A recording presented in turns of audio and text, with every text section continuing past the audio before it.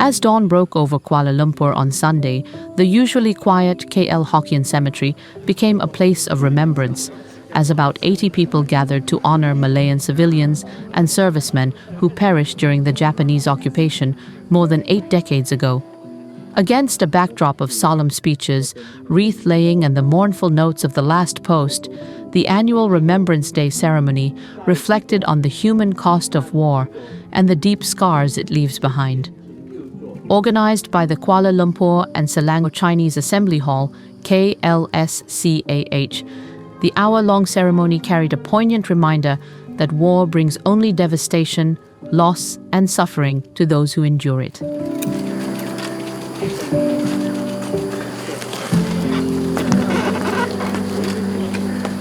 KLSCAH President Ngan Teng said the cemetery stands as a silent witness to the countless lives lost during the Japanese occupation from 1942 to 1945. According to historical records, more than 800 victims of the occupation period are buried here. Some are known by name, many are not. Remembrance such as these remains deeply relevant today. Armed conflict has not disappeared from our world. This incident reminds us that international law and law-based international order are not immune to challenge, and that peace should never be assumed to be permanent and guaranteed.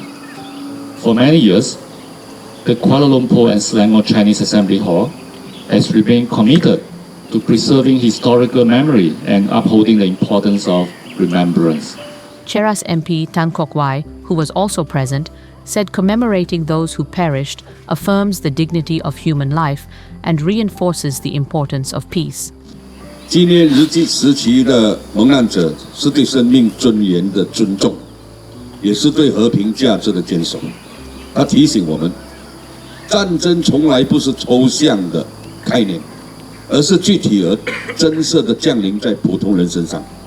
和平也从来不是理所当然，而是无数生命用血和泪换来的成果。在当今世界依然充满不确定与冲突的时代，这样的追思尤为重要。任何美化战争、歪曲、侵略历史，或让军事主义重新抬头的言行，都应该受到历史和良知的这个警惕。